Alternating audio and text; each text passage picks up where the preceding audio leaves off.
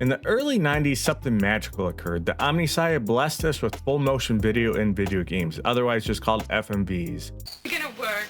You're not scaring me. Wait. What are you doing now?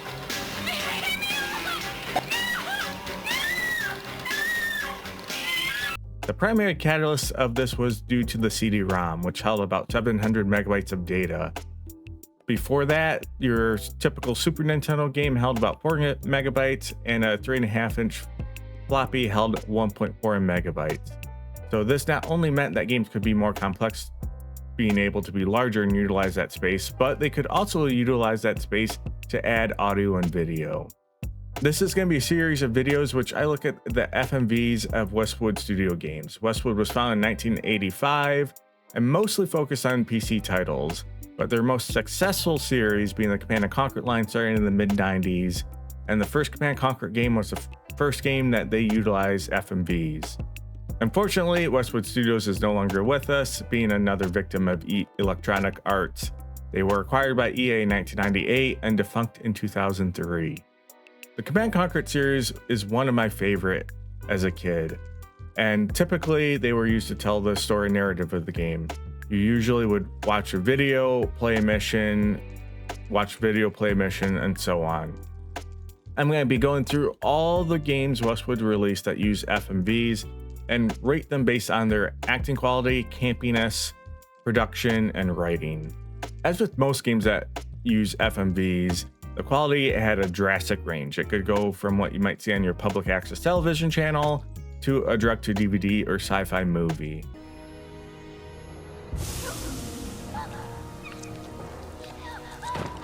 I followed her, saw her for what she really was, a creature that lives only to harm and destroy.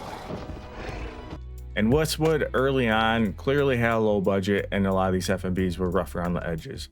In this first video, we'll be looking at the first game they released in 1995 that used FMVs, Command & Conquer Tiberian Dawn. If you're new to these games, I do want to point out the silliness, schlock, and fun factor does increase. I'm escaping to the one place that hasn't been corrupted by capitalism. Space! This first game is still done in a more serious tone and has clearly the lowest of all budgets that they use. But with that said, there's still a lot of fun moments, so strap in and let's check out Command & Conquer Tiberian Dawn's FMVs. The Grain Trade Center in Vienna was the 17th urban bombing in 4 weeks, blamed on Nod terrorists. The Security Commission remains in closed session tonight following Nod terrorist actions in Slovenia. At least your mother tipped well.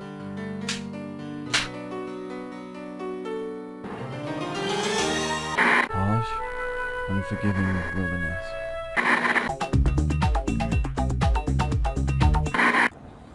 New Tiberium harvesting methods instituted by the Brotherhood of Nod increase profitability by 49%.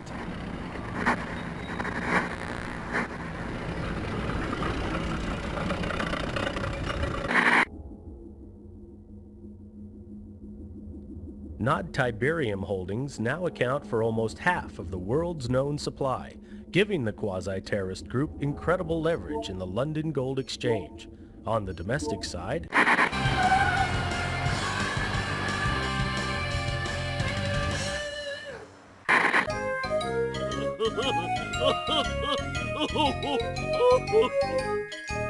Cover of Tiberium ignored reporters at Hong Kong's Second World Tiberium Economic Impact Summit. Mobius is expected to refute charges from the scientific community that Tiberium might be dangerous.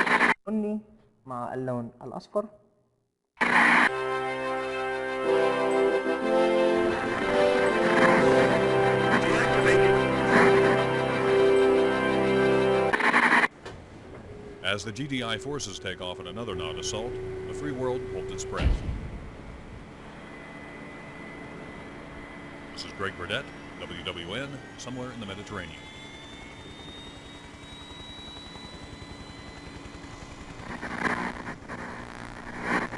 Are you picking this up?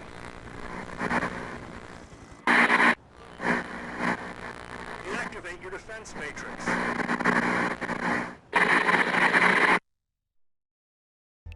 The game opens up and you're flipping through TV channels. It's an interesting way to start a game and build early lore. I don't recall something like this being done again until Metal Gear Solid 4.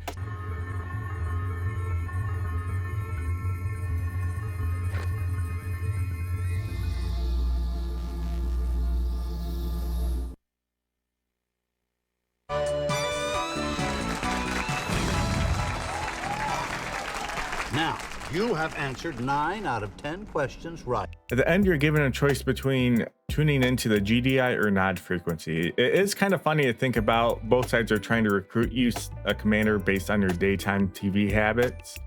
A common factor in these games is there's usually 2 sides, each with their own campaign. We'll be looking at the GDI campaign first, followed by the nod campaign, which can be a bit more fun. Each of these FMVs are between missions, and how the game plays out is you watch an FMV that can be typically from 10 seconds to a couple minutes. You play an RTS mission, and the mission is also bookmarked between a CGI animation, usually at the start and end. Then you watch another FMV, play a mission, and so on. I won't be covering the FMVs in their entirety. Frankly, there's a lot to skip because it can be dull, and that's just not the point of this series. We're kind of here to highlight and kind of rate on an overall scope, not watch a movie from start to finish. Now, I will be covering enough so you'll be able to still follow the story and understand what's going on. And there are 15 GDI missions and 13 nod missions. On screen, when an FMV is on, you're gonna see in the bottom right, it'll say like GDI 5. That means that is the FMV before the 5th mission. Are you picking this up? Good. I know you need more deep background, but we're up against it. Nod forces have fortified this beachhead at X-16Y42. Intelligence is still coming in, so we can't tell you a lot. But we found a chink in their armor. Commander Carter can sneak you and some backup forces on shore right here. You may get some artillery support from his gunboats, but this is mostly grunt work. Your mission is simple. Knock out all fortifications, eliminate all Nod troops, and establish a beachhead by building your base. Good luck.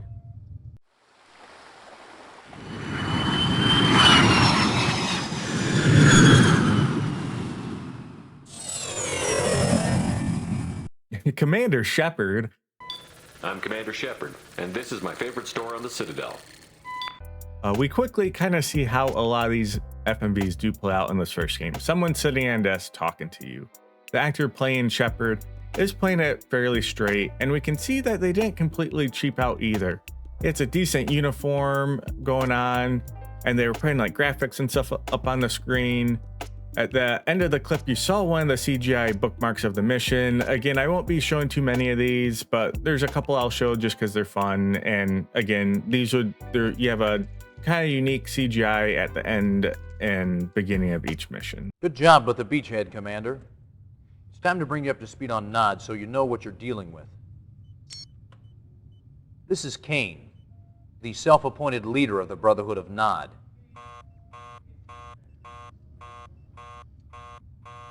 Stand by, I'll link us up. Condition critical. Know why Nod had this beach bottled up? They're protecting a big Tiberian refinery that intelligence somehow missed. We need backup now. Nod troops are pouring out of their base, strangling our foothold. We gotta knock out that refinery, eliminate all Nod forces before we lose our position. I don't know how long we can hold out. Damn. You heard the man. What are you waiting for? We're introduced to Kane, the leader of Nod. Not to get ahead of myself, but Kane is such a fun character. We see much more of him in the Nod campaign and even future Command & Conquer titles. He is played by Joseph Cocaine, who is not only the producer, but the director of the full motion video segments of this game and most of WestWood Studios' full motion video segments of their other games. During the scene, we also cut to Budget Kyle Reese called John Carter. It would have been cool to see Michael Beam playing a Kyle Reese type character in a Command & Conquer game, but I guess we'll have to just see what the future holds.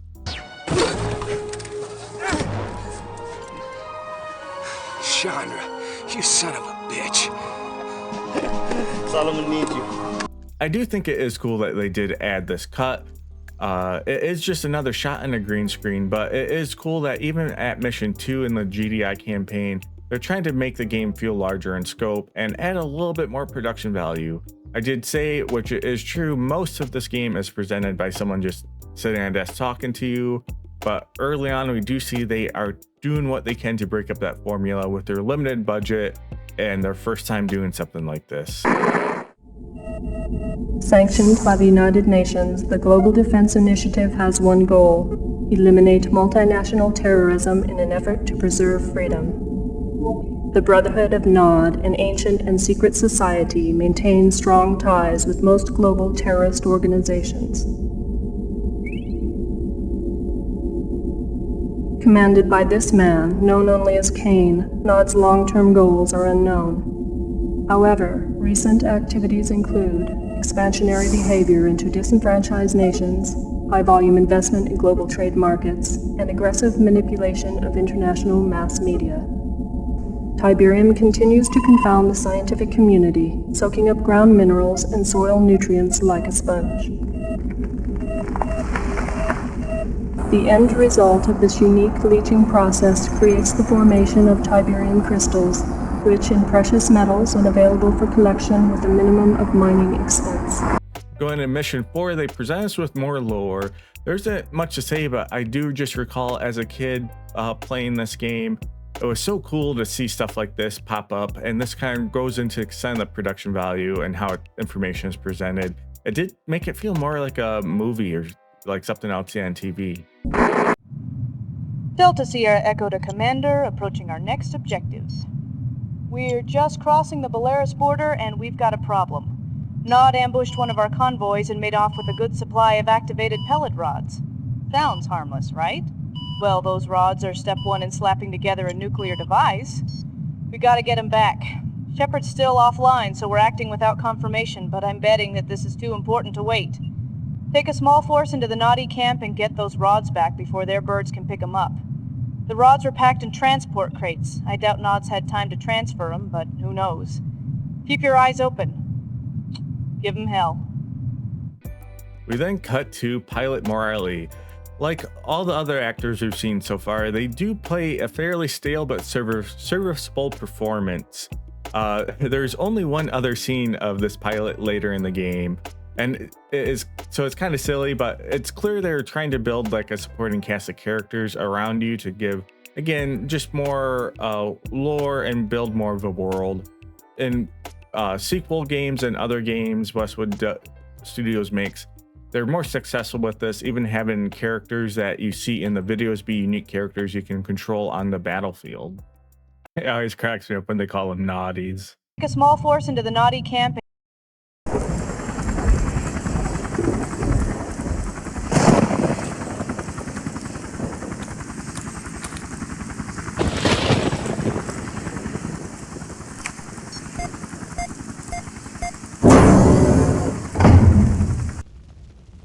War-torn Bialystok, once a happy farming town for peace-loving peasants. Today, a slaughterhouse. Yet one more casualty in the insane GDI assault against mankind. Yet another in a series of villages wiped off the earth by the Global Defense Initiative and its misguided leader, General Mark Shepard. And what crime did Bialystok commit to warrant said carnage? Sources indicate that GDI terrorists were convinced that this simple hamlet was involved in the manufacture and shipping of Tiberium. When will this madness end? Only when General Shepard and his vision of one world order is stopped. This is Greg Burdett, Bialystok.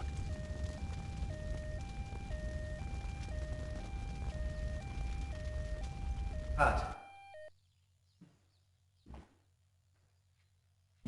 Excellent. Now, do it again in French and German. I want 300 copies made and sent to every TV station in Europe. We have the satellite for another 10 minutes. Is that camera still running? It's a lie, all of it. GDI wouldn't slaughter children.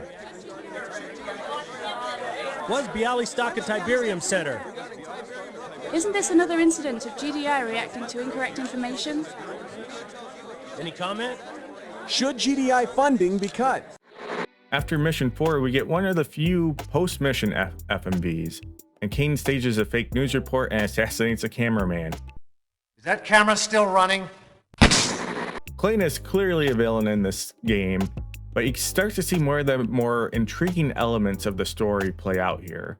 I'll probably continue to say this many more times, but they are working on a budget, and it again is them trying to spice it up with scenes like this. And it is kind of interesting that they literally utilize the studio soundstage as part of a scene in the game. And then we end it with Commander Shepard saying that GDI wouldn't slaughter children. And again, no hate towards any of the actors here. Many of them have 1 or 2 roles like on IMDb. They worked on maybe just this game and some low budget movie once or twice. But this is where you can definitely tell this is an amateur actor. Doesn't quite have the acting chops. Just the way he is delivering these lines is just so flat and stale.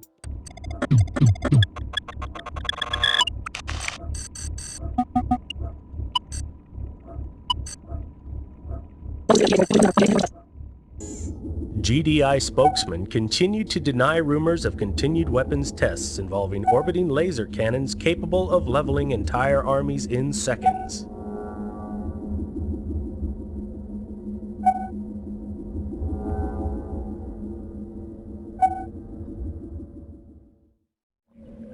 Exclusive photos smuggled out of the World Tiberium Research Center show evidence of serious ecological consequences in Tiberium-rich areas. Whether these unusual effects on plant life have any relationship to recent reports of Tiberium poisoning in humans remains to be seen. And the death toll so far? God only knows. This is Greg Burdett, standing in front of what GDI terrorists have left of the St. Olafsky orphanage. Don't look so surprised, Commander. And don't look around for your Eva. It can't help you now. Well, what shall we talk about, Your powerful GDI forces have been emasculated, and you yourself are a killer of children. Now, of course, it's not true. But the world only believes what the media tells them to believe. And I tell the media what to believe. It's really quite simple. Oh, there's your little pet. But now that I know where you live, Commander, it's only a matter of time. Were I in your shoes, I would spend my last earthly hours enjoying the world. Of course, if you wish, you can spend them fighting for a lost cause. But you know that you've lost.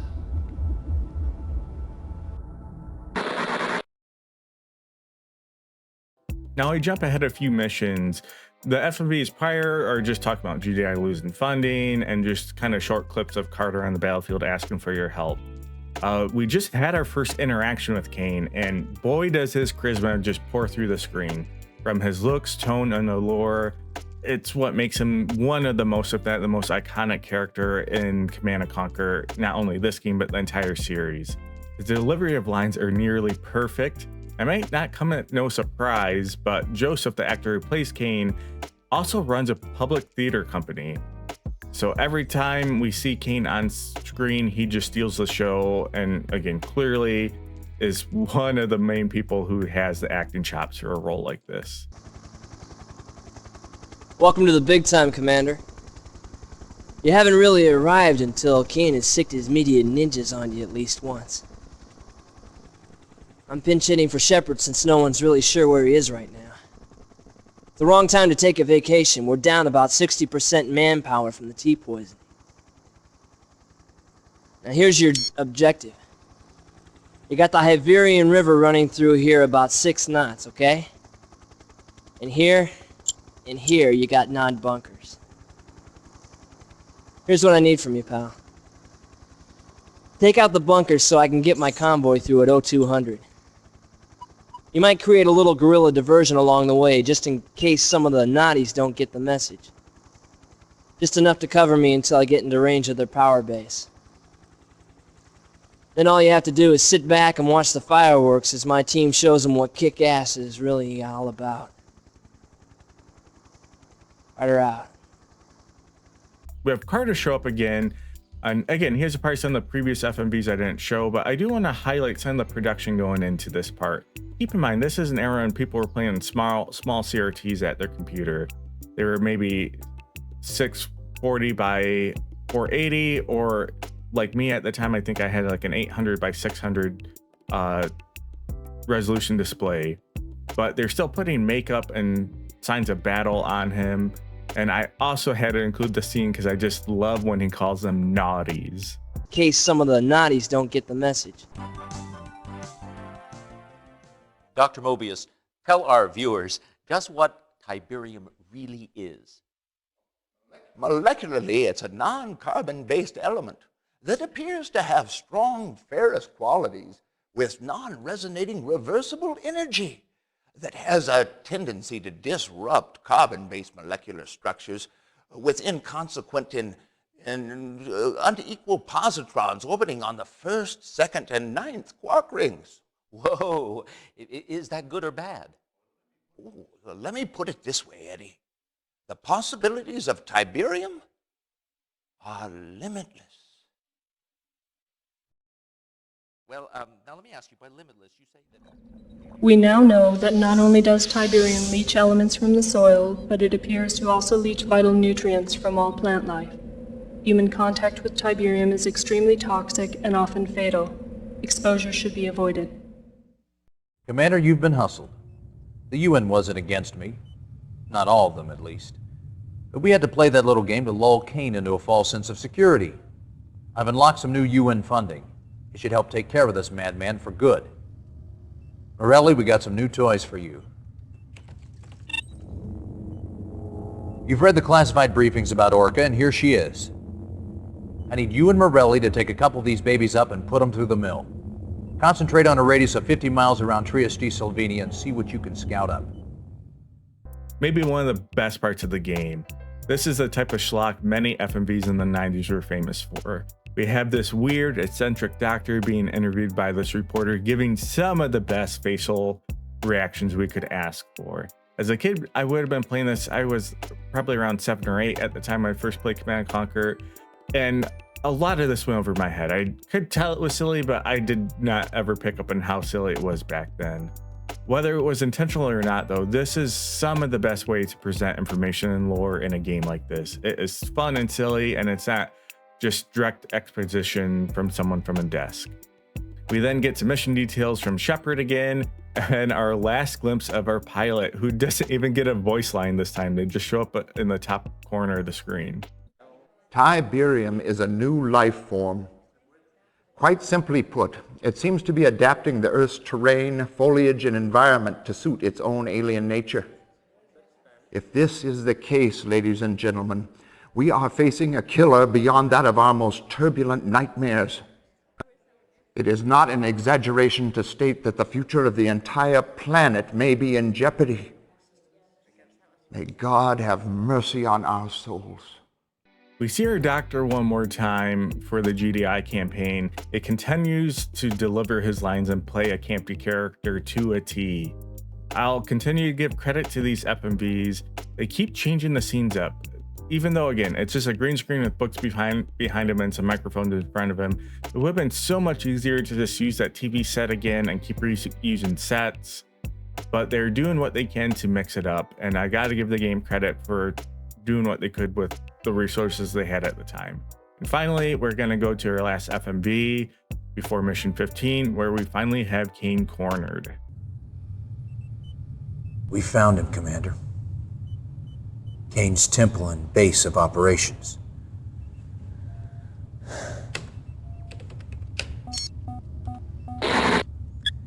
This field operative's covert transmission came to us live just 5 minutes ago, so there's no doubt that Kane's inside.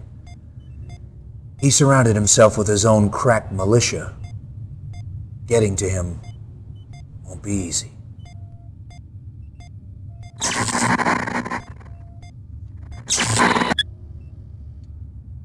Ironic, isn't it? Kane's planted his temple just outside of Sarajevo. If that sounds familiar, it's because that's where another madman started World War I.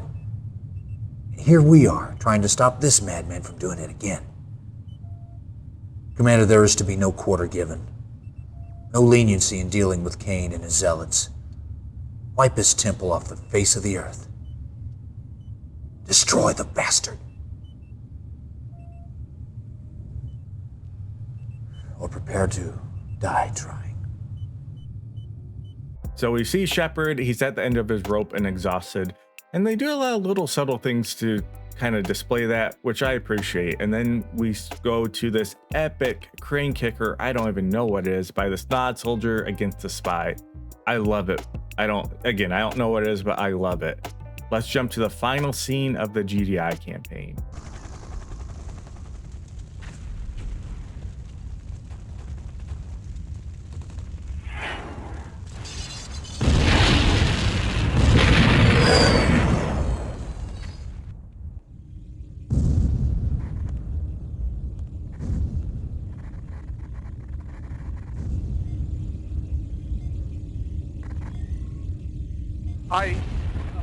We've taken serious.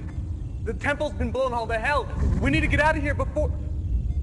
Sir, topside has suffered significant damage. Structural integrity has been compromised. I estimate GDI will have access to this command center in approximately 20 minutes.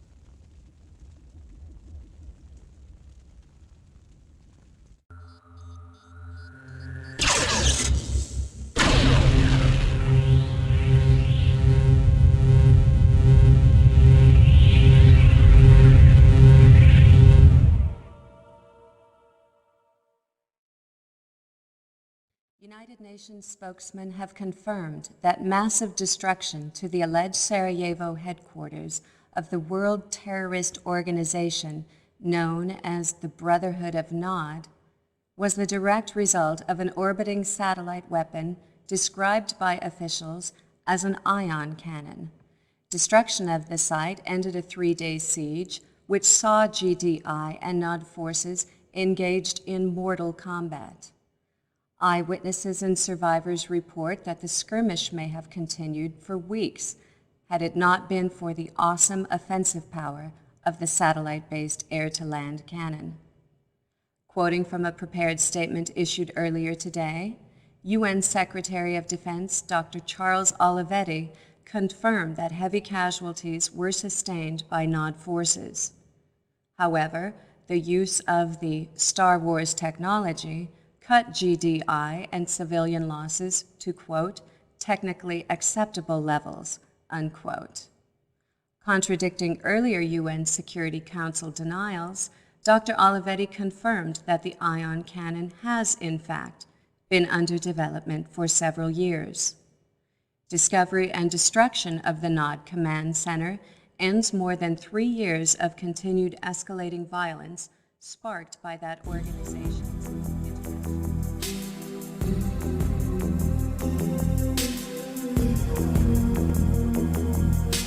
And there we have it, the ending of the GDI campaign. It was always a treat to see the final FMV in these Westwood games, especially as a kid. And they put a lot of work into it. They did more actors, had more props, and there's often a good payoff.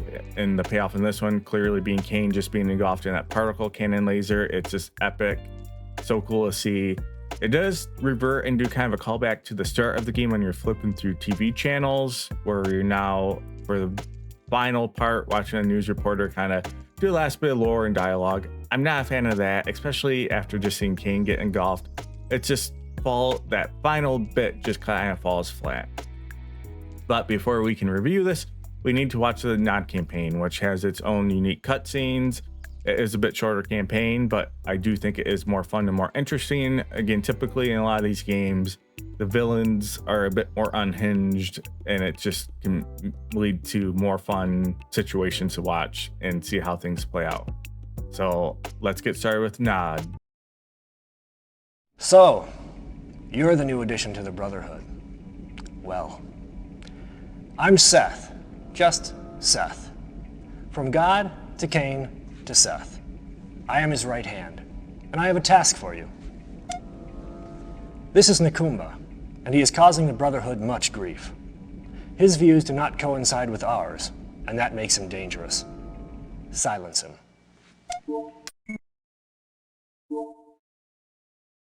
Back so soon? Let's see how you do with something important. For too many years, GDI forces have maintained a stranglehold on Egypt. It's fallen upon us to liberate these citizens crying out for a better way of life.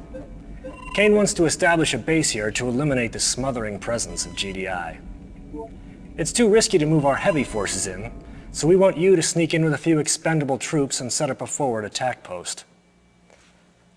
By the way, there's more than enough Tiberium for you to harvest. That should easily pay your expenses. If you are detected, you fail. If you fail, you die.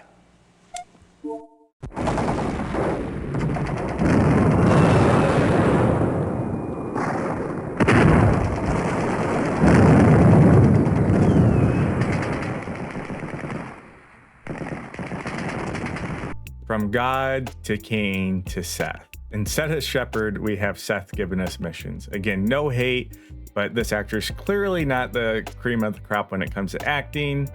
If you can't tell, the Nod campaign doesn't really hide that you're playing the baddies, or should I say naughties? Are we the baddies? Though Nod, or rather Cain, do have some of my favorite quotes and slogans throughout this game and the series in general. Peace through power, one vision, one purpose, brotherhood, unity, peace. And a personal favorite of mine, which is a play in an Orwell quote, he who controls the past commands the future. He who commands the future conquers the past. Cain is going to be pleased to hear how skillfully you've handled yourself. And a word from me to Cain goes a long way in the Brotherhood. These walls imprison many friends and members of the Brotherhood. Free them regardless of cost. Overwhelm the prison, but leave it standing.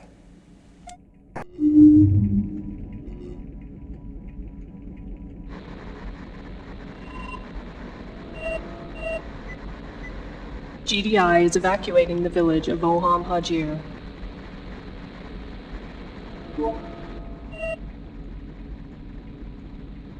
Nod command directive.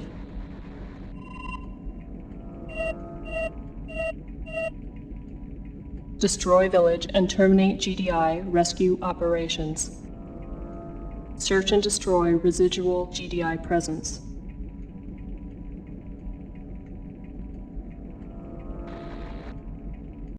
Seth continues to flex his muscles and imply he has a lot of weight with Cain. And again, this actor, I think, is a prime example. If you've ever heard a director tell an actor to stop acting so much, this is what they're talking about. You just really can tell he is playing a character rather than just acting. Before you can truly shape the future, you must first possess the past. Assimilate our history, for it is your own. Cain wants you to view this. Accessing Brotherhood archives. The Brotherhood desires a world of peace, unity, and eternal brotherhood. The Brotherhood springs from the lowest of places, offering unity and peace to otherwise neglected and abused nations. Tiberium heralds the dawn of a new age. The Brotherhood embraces this age, harvesting Tiberium to further expand our collective beliefs. Seth doesn't nearly have as cool quotes as Cain. And again, I don't mean to keep picking on the actor playing Seth, but where is his charisma? We do learn some more Nod lore, though. I have good news. While I was at a top-level briefing with Cain, I made mention of your accomplishments and efforts. He's somewhat impressed, and is interested to see how you handle your next assignment. Kane needs Niger, and his personal commander is massing an assault through Algeria. We need to be assured that GDI's A-10 Warthogs flying out of Lagos do not hinder his progress. Your goal is to set up surface-to-air missile batteries and destroy the GDI airbase. You have caught Kane's eye, and he is watching. Do not fail me. Now, I think we've all worked with Seth before. You have that coworker who is eager to skip out on work and just join pointless meetings just because they're like big and important meetings, and they make sure everyone around them knows just how important they are to the role in the office or wherever you're working. For what it's worth, I've been critical of the actor playing Seth with his acting, but I do think he is doing a great job of getting this tone across and making you get annoyed with him. I was starting to trust you, but now Kane has asked for your services specifically. He thinks you can handle this. GDI has imported a nuclear detonator, and Kane's intelligence shows it hasn't even been unpacked yet. Since you seem so brilliant, sneak into the GDI base with a small task force, find the crate, and get out, if you can. And if you're lucky, I'll have a helicopter waiting for you. The weakest part of the Nod campaign is 7 missions in, and we're still just looking at a guy behind a desk giving us information. With GDI, they were at least doing more to mix it up and make it not feel so just direct being presented dialogue. That said, Seth is clearly a jelly donut, and I've been including a lot of Seth moments because he is a prime example of early FMVs. As I said earlier, I don't think he is a great actor. He does often sound like he's doing his first script read, though he is doing still a good job at making us be annoyed and at him, and is doing a good job at just presenting the correct tone. Well, there's no stopping you, is there? Now Kane wants you to destroy this village. It's the last front standing between him and his Tiberium operations. There are some civilians there, but they're sick and dying, so you should be able to handle them quite easily. And don't worry about any GDI forces. Intelligence tells me there are just a few scientists lurking about. Well done. You are truly becoming Kane's favorite. How would you like to ensure your place in the highest echelons of Nod? Surely you are ambitious enough to take on a mission of tremendous magnitude. Your goal is so secret, even Kane knows nothing of it yet. You see, power shifts quickly in the Brotherhood. I've taken the liberty of dispatching your troops to the US. Kane has been loath to attack America, but I feel that it's time, and that you're the one to do it. This is the Pentagon. A full frontal attack with your strongest forces should render their military center of operation.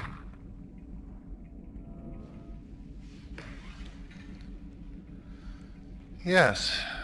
Power shifts more quickly than some people think. I am Kane. While I get your troops back from the States, I want you to take what men you have left and secure this abandoned GDI base. Once in, build up an arsenal of weapons and use them to wipe out the remaining GDI presence. Oh, and congratulations on your promotion. Now that is an epic moment. One of those that just stuck with you if you played this game back in the day. All that buildup and annoying around Seth just pays off.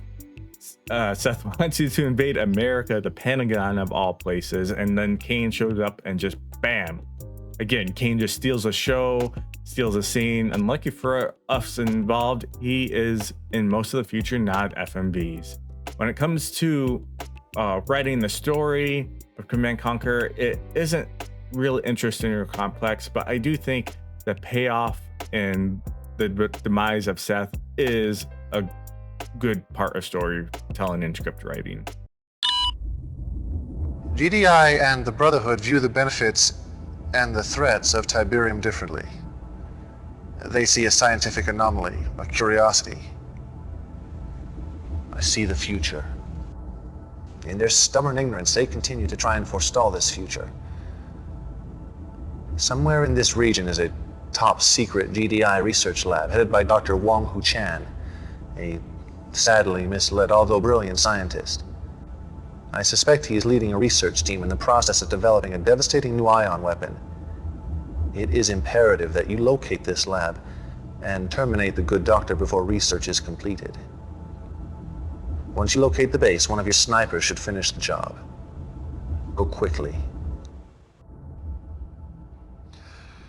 It has been truthfully said that knowledge is power. As you are no doubt aware, GDI has begun field testing its satellite-based ion cannon despite your previous success. Unfortunate. But it does provide one with an interesting speculation. Inside this communications satellite are the security codes that provide GDI access to this ultimate weapon. It is imperative that the Brotherhood secure these codes now. You must capture the center and retrieve the security codes from their databases. Be steadfast. Do not be deterred, no matter what the cost. In these clips from Kane, you can see that he clearly believes in a might makes right. I think is delivered nearly perfect from the actor. He gives us almost a Genghis Khan vibes, where he's able to see the motives and reasoning of others against him, but if they define his own, they are simply an object to be either eliminated or manipulated. As the player, I do think it is fun to get immersed in this. You do know that Nod is clearly evil, but you can still kind of fall victim to Kane's charm and leadership. And it's kind of fun to just start thinking through the game narrative. Are you actually following Kane because you believe in him, or are you just another tool being manipulated by him? And let's jump into the final mission. The final briefing is extremely brief, and it will be followed by the epilogue. We have reached the end. The final piece to my puzzle is within your grasp. 2 GDI bases rest on ground I have chosen to be the cradle of my temple.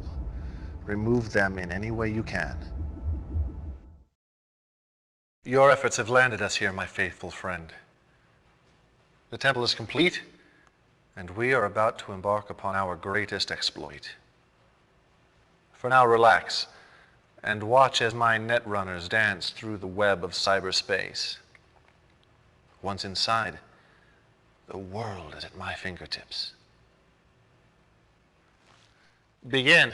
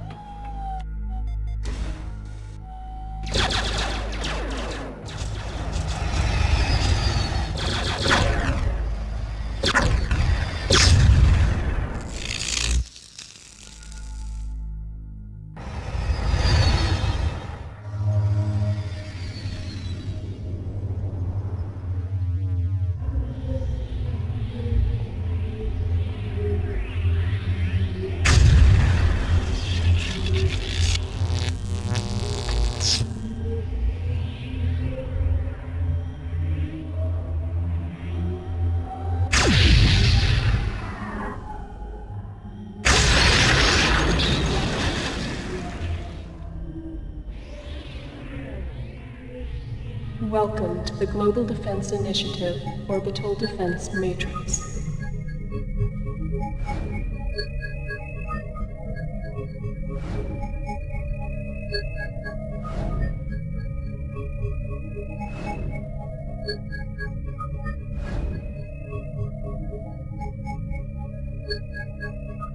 The world.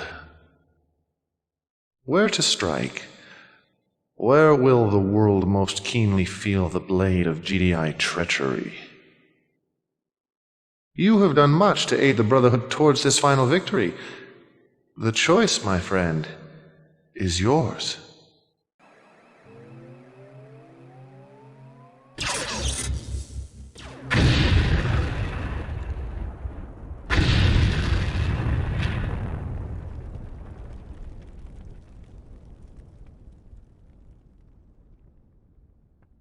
At the United Nations today, angry political leaders of the G7 nations issued a formal statement denying complicity in last Tuesday's tragedy involving Paris's famed Eiffel Tower. The death toll in what some are calling an unwarranted attack passed 700 today as rescue workers and United Nations teams continued to sift through the rubble, unearthing 14 more bodies from what was once Paris's most famous landmark. French President Henri Prichard, safe in London at the time of the attack, reiterated his support of the UN statement, despite growing opposition to global defense initiative policies. Prichard labeled the disaster, quote, a mind-numbing attack. GDI Task Force Commander General Mark Shepard. What an ending. First, the no-nonsense mission brief going into the final mission. It's, I believe, the shortest of the game. And then we get that epic hacking scene of the hackers going into cyberspace or whatever. It just gives such like Tron, Lawnmower Man, or Hackers vibes. I love it. And as a player, you get the ability to select which monument gets taken up by the ion cannon. Unfortunately, it does suffer from the same issues as a GDI campaign, where it does end with the news report, and again, going from such a cool scene to just a news anchor talking to you is never gonna hold up. But with that said, that's our 2 campaigns, and let's break down and rate some stuff. For WestWood's first full motion video game, I think they did a great job. I do think this does suffer from being a little bit too grounded, along with just clearly like a low budget and production value. Practically every game after this, though, they start to tone up not only the budget, the production, but they start to get more schlockier and fun. Though the game, which will be the second game we cover in the series, Command & Conquer Red Alert, that came out in 1996, still is fairly grounded, but it is really the last one that just a more of a grounded tone before they start to have more fun with it. Now for rating, quickly, I don't want to go on a long tangent, but I stick to 1 through 5 ratings. I can go on for a long time about why I don't like 1 through 10 and why I despise anything that is a 1 through 10 with decimal points, like a 7.2. But quickly, just so you understand my metric when it comes to rating this game or rating anything. 1 means it's bad and just fails to achieve its aims. 2 means it's functional but subpar and has its faults. 3 just means it's average. It still has flaws but is overall satisfying. 4 means it's great, but there are areas it could be better. And 5 is fantastic. Not necessarily perfect, but it exceeds nearly everywhere. So with Command & Conquer Tiberian Dawn, let's start with acting quality. I have to rate this a 2. Most of the acting is subpar and just frankly bad. Kane alone carries it for me. He takes it from a 1 to a 2. Also, the other characters like Shepard weren't awful. They're amateur, and they did get the job done, to be fair. When it comes to campiness, this is a tougher one. I think a lot of the FMVs in this game admittedly fall flat, but they do have some moments that hit, and when they do hit, they can hit really hard. From the eccentric scientist to Kane, as well as that hacking segment at the finale of the Nod campaign. I kind of bounce back between 2 and 3 with this rating, but I'm going to end up giving it a 3, mostly due to considering the era and the budget, what they're able to pull off, and how certain moments of this game have stuck with me for over 30 years. There's a lot of FMVs I can think back from the 90s that I seen at the time, and a week later they completely left my mind. So a lot of moments in this game have that like stopping power, holding power, where you see them and they stick with you. And for me, that is worth something. Now let's move on to production value. There isn't a lot to say that I wasn't saying earlier in the video.